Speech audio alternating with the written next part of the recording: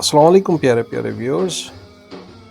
हमारे एक व्यूअर ने रिक्वेस्ट किया कि कॉन्स्टिपेशन की होम रेमेडी उनके साथ शेयर की जाए।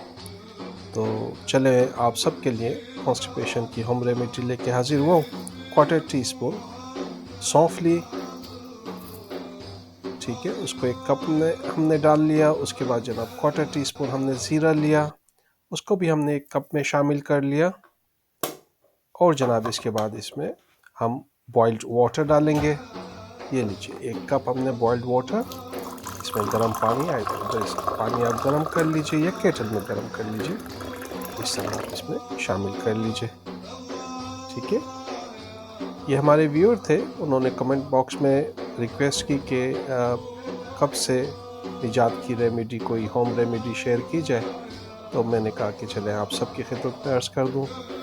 ये लीजिए जनाब, हमने इसमें हाफ़ टी स्पून शहद शामिल किया। अब हाफ़ टी स्पून ही हम इसमें लेमन जूस शामिल करेंगे।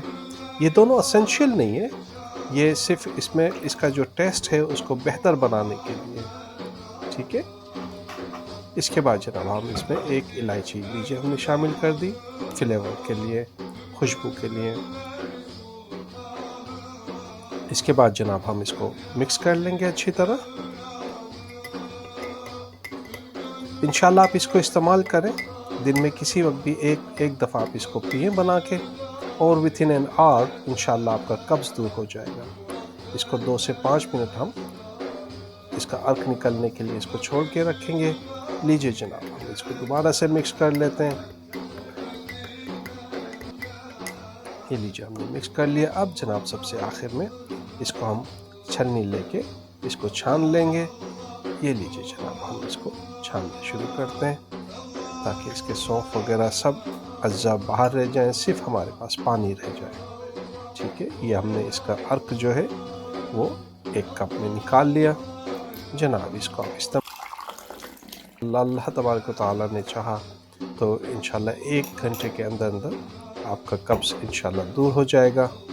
इसको आप रूम टेम्परेचर पर नहीं कीजिएगा, थोड़ा सा ये गर्म हो तो गर्म इसको इस्तेमाल कीजिए।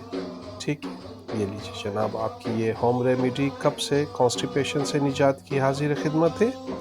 उम्मीद है इंशाल्लाह अल्लाह आपको शिफा देगा। केयर, अल्लाह हाफिज़।